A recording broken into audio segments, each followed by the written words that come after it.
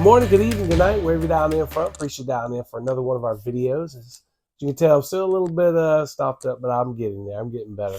Anyway, so we'll get through this real quick. We're looking at session 11, compromise. We saw the judges, Judge Gideon, for the last two sessions. Now we're looking at Judge Samson. So we're looking at this one with compromise. We're looking at the fact, just looking at some of these notes here. The Israelites continued the cycle of sin and did what was evil in the Lord's sight. As a result, they fell in the hands of their enemies. This time, the Philistines oppressed God's people. So now we have this going on. Of course, now the Israelites are they're crying out to God. Hey, save us, as always. And in the midst of all this chaos, God dispatched the angel of the Lord to Manoah and his wife, a childless couple in Zorath, and tells them that, hey, man, I'm going to send you, your son is going to be a Nazarite. And he would deliver Israel from the Philistines. So once Manoah arrived and heard the news, the couple presented an offering and fell face down as promised. The child came and God's spirit began to move on his life.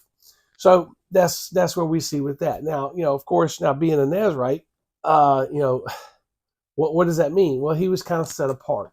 And, three big distinctions with Nazarites, of course, is they can't cut their hair, they can't drink strong drink, and they can't touch a dead body. So now how much of that did Samson obey? Well, he didn't cut his hair. We don't know about the hard drink, but he killed the lion, and of course he touched the lion's corpse afterwards. So there's some debate as far as exactly what. I think he was kind of loose with the rules, as always. But anyway, so we're going to get into that, and unfortunately, his passions and his own selfish desires would overshadow and make him more of a tragic figure than anything else. But we're going to get into that real quick. First question: how has understanding the principles of cause and effect influence the choices you make in life? Well, it's kind of to look at something simple. Well, your parents always tell you not to touch a hot stove because you get burnt, right? Cause and effect there. So, yes, seeing that and doing it the first time, that cause and effect told me from now on, be careful around the stove. Same thing with sin. You kind of, the first time that you really have to face a bad sin or any sin, you don't want to face it again, do you? Especially the consequences of that sin.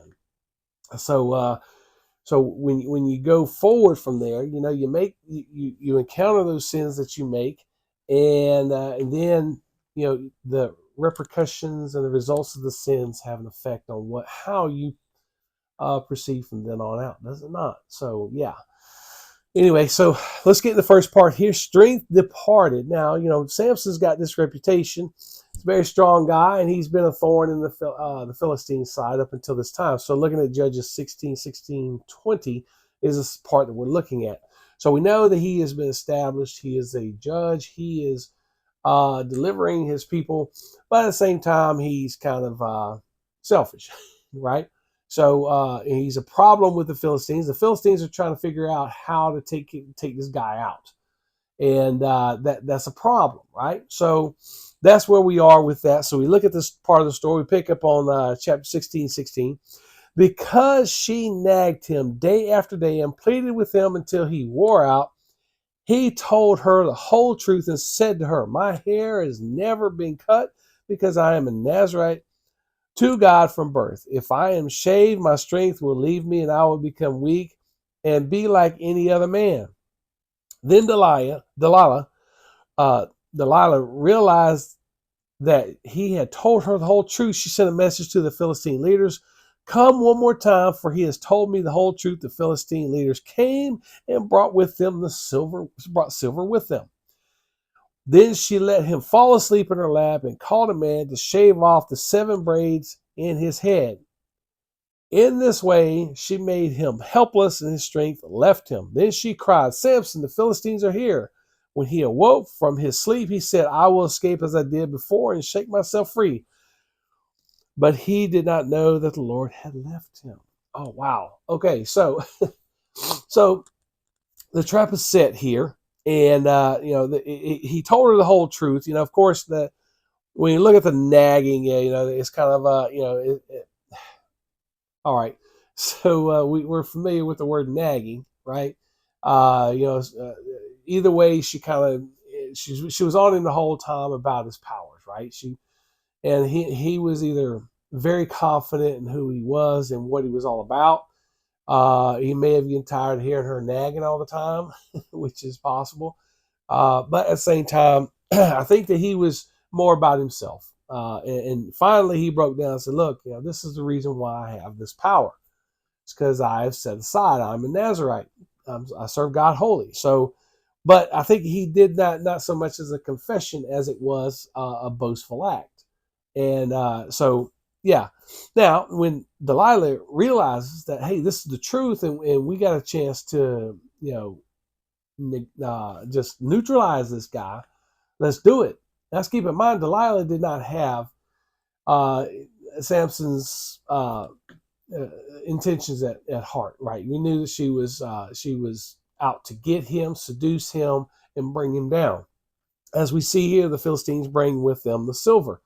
They're kind of reminiscent of what Judas did with Jesus, does it not? It's a little bit different, but the money is the issue here.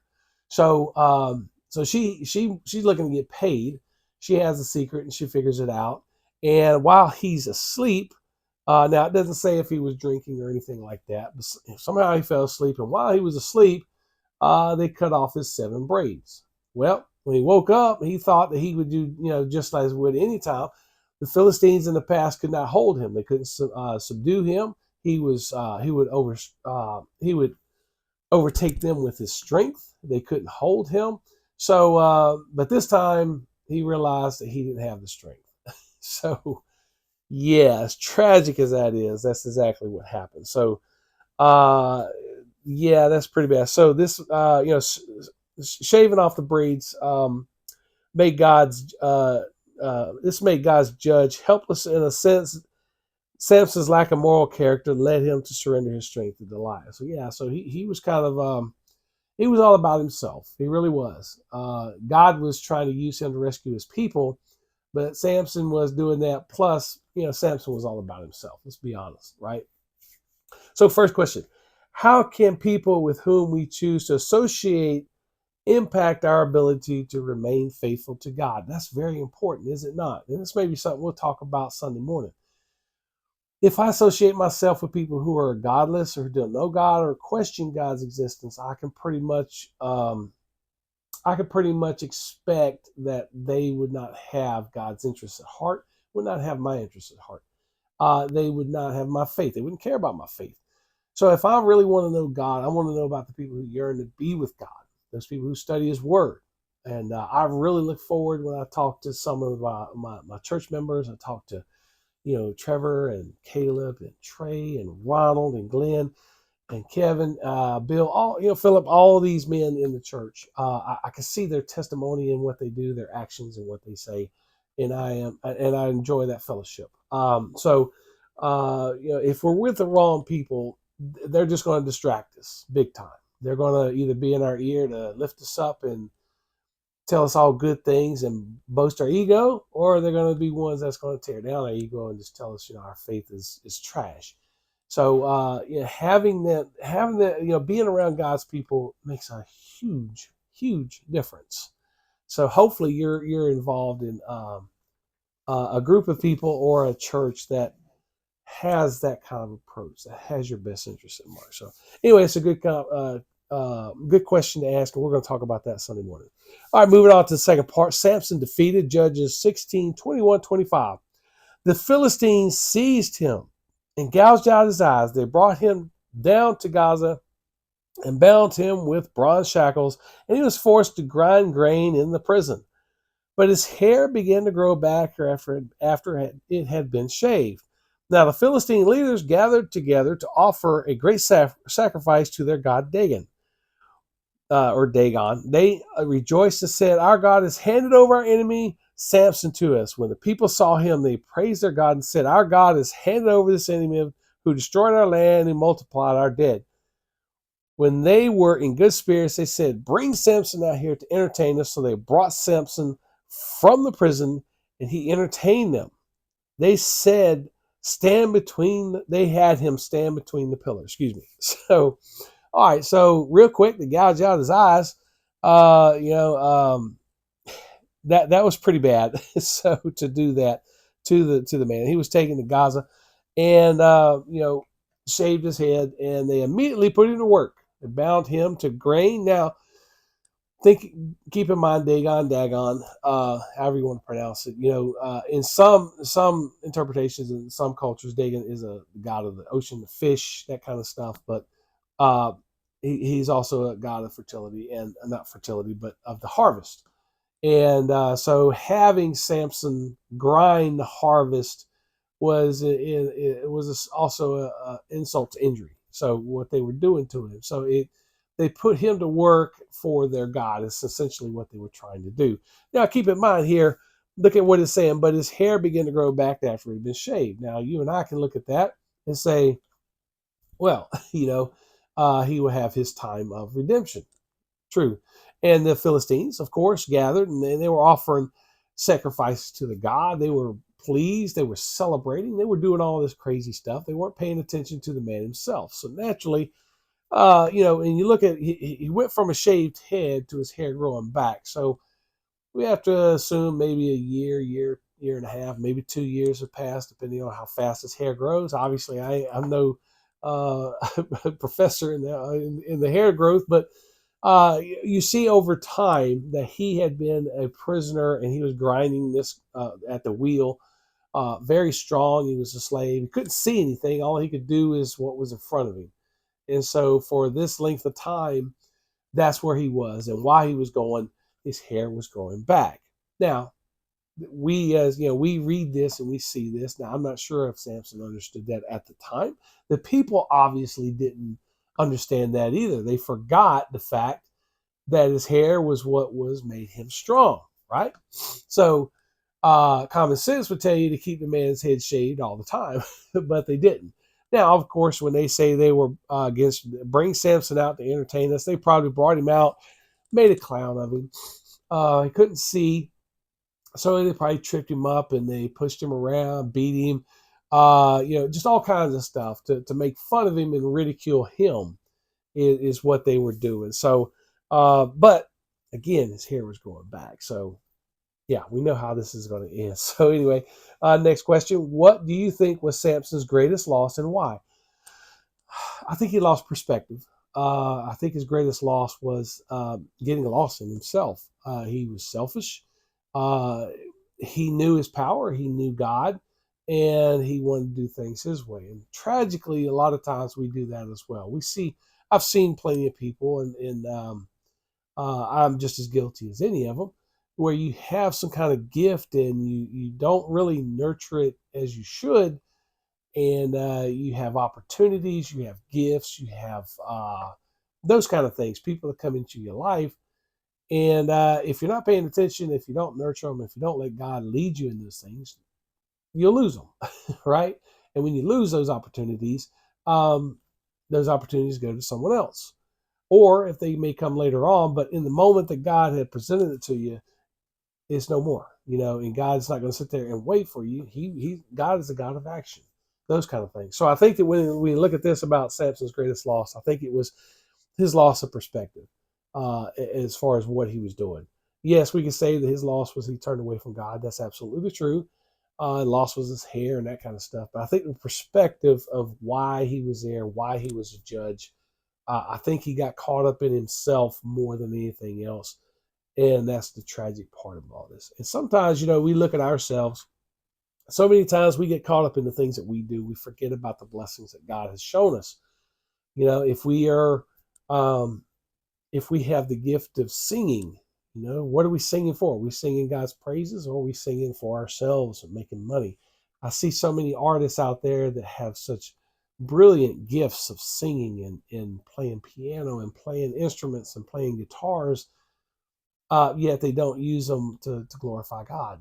And that's tragic in my opinion. But that comes to mind. Writing is another thing. Leadership can be another.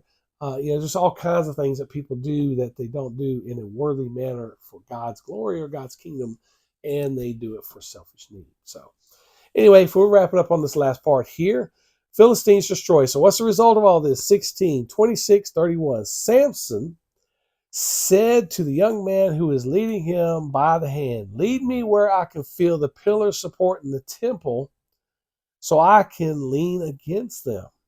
The temple was full of men and women. All the leaders of the Philistines were there, and about 3,000 men and women were on the roof watching Samson entertain them. He called out to the Lord, "Lord God, please remember me. Strengthen me, God, just once more, with one act of vengeance. Let me pay back the Philistines for my two eyes." Samson took hold of the two middle pillars supporting the temple and leaned against them, one on the right hand and one on the left side. And Samson said, "Let me die with the Philistines." He pushed with all his might, and the temple fell on the leaders and all the people in it. And those he killed at his death were more than those he killed in his life. Then his brothers and his father's whole family came down, carried him back, and buried him beneath Zorah and Eshtaol in the tomb of his father Manoah, so that he judged Israel 20 years. Wow. Okay. It's kind of funny that a story. I've always liked the fact that the Bible would have a story without a lot of emotion, without a lot of description, and just give you the facts. And looking at this and then of course you can fill in those facts or fill in the story as you go. But the he destroys the Philistines. I mean, just a day ago he was strapped to a wheel pushing grinding wheat. And now all of a sudden, he destroys more Philistines in his last act of vengeance than he did his whole entire life. Wow. And obviously God had granted him this prayer, this one act of vengeance. So, but look at this. He said to a young man had to lead him around. Obviously, he didn't have his sight, but that just goes to show you how low he had been brought down, right? He was brought down to a point where he had to be led around. I think if he's chained at the wheel, when he's not working the wheel, he had to be put in a cage or he put in a cell or something like that. He may have been stayed and chained in the wheel and exposed to the elements the whole time that his hair was growing. We don't know. But the fact of the matter is, he was under the guidance. He had to rely on someone else to be uh, taken to places, moved around. So he told the young man, put me in a supporting temple where I can lean against them. There's nothing wrong with that. Now, the young man that did this probably regretted doing that later on if he survived. But we see, at this last part, we're seeing that he is put under a very uh, important part of the temple structure, right? So he is put there and in the central part, and he brings the whole temple down upon everything. And with he's praying to God, strengthen me just once more. He's not asking for salvation. He's not asking for anything. He knows that he has done wrong. And in the final act of redemption, he wants to have vengeance upon these people who took his eyes. And he knows his life is over as well, right? And so when we look at this, he in his last final moment, even as a judge, God used him in a very powerful way. And of course, his brothers and his fathers, with that many Philistines wiped out in one act, it was easy for his family to come down and retrieve his body and take it back for burial. A couple of years ago, and I think about it, back in I think the 70s, there was a movie, Samson and Delilah, that I thought was pretty interesting. And it's kind of hard for me to picture the story of Samson and Delilah in the Bible without referring mentally to that movie. I'm curious. I'd like to see this movie made again and pretty much put a little bit more detail to it than what that movie did. But anyway, so like I say, it's a good movie. If you haven't seen it, I encourage you to see it. I'm pretty sure everyone that I know has probably already seen it. But again, we're looking at, there's an act of redemption here this one final time, and God was able to grant that to him. All right, last question. In light of Samson's story, how would you counsel someone who has experienced consequences of sinful choices? Oh, wow. Yeah, there's quite a few people that I've talked to over the span of a few years, and I'm blessed that God would use me in a way that I could talk to some men in regards to the actions of their lives. Now, obviously, I try to get them closer to God, to pray to God, and seek salvation. But at the same time, I'm not blind to the fact that there's repercussions for damages to or the breaking of man's law, and these men understand that as well. So just because God will accept you, forgive you, and you find salvation at the cross does not mean that you're absolved of the crimes that you did. And so the whole point of that is, the consequences of your sin. You have to face the judge. As far as anything like drugs or speeding or fighting or alcohol and those kind of things. And but knowing that God is in your corner, He is forgiving you, and you now have a eternal perspective on things, really helps you to face the consequences of your actions in the court of law from man. So, but again, looking at some of those that I've talked to some men, I think that that's helped out more than anything. So when you look at something like this happening, and I've seen where God has really blessed them in regards to addressing the laws of man, and I've seen where the judge has been lenient in regards to some of the things that happen. So I've seen God's work in many mighty ways.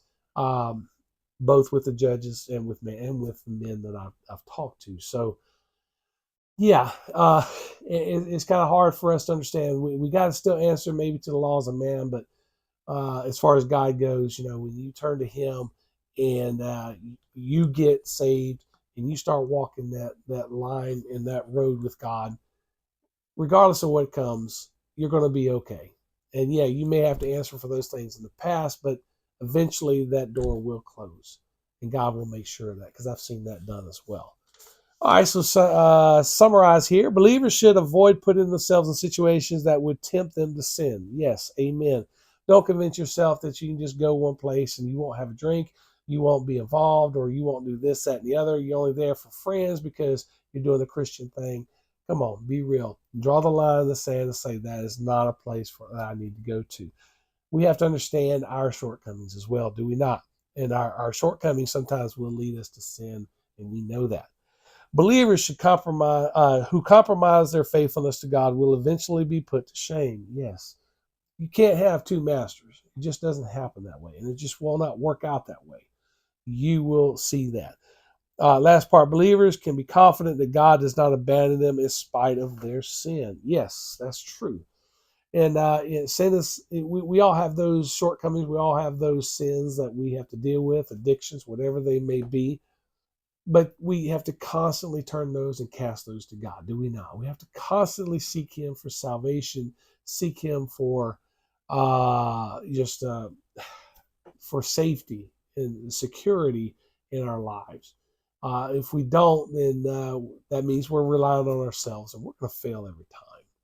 So looking at Samson, yeah, he's a big, strong man, but at the same time, he was weak before God, and it cost him. So lesson here is, we can be strong in our gifts and what we're doing. We can be strong in our attitude. We can be strong in our faith, but or at least pretend to be strong in our faith in front of others. But if we don't have God first and foremost, we're going to fail every time. We will, and we want God in our corner. Do we not? I know I do. I don't know about you. So anyway, thank you for watching. As always, I appreciate having you here for another one of our videos. If you would, like, comment, subscribe to the channel. That way, every time we post a video, you'll be notified when those videos post, and you'll watch them at your leisure. And we'd love to have you here at Webb Baptist. We meet on Wednesday nights. The food is back on Wednesday night, so we start about 5:45 to 6 o'clock is when the food is being served, and you're welcome to come and have dinner with us. And then we meet in our sections for Bible study and go from there. We have a place for all ages. And then Sunday morning, we have our Sunday school connect groups, if you call them those, where we get together and we talk about these lessons. Right now, we're going through Judges, and then we go into the sanctuary for a worship hour. We'd love to have you here as an honored guest of what we're doing. If you have any questions or comments, please drop them in the comments below. You have a prayer request, give us a prayer request. You have any questions about salvation, you have any questions about what we're all about, don't hesitate and get in touch with us, okay? We appreciate you as always. Until next time, take care.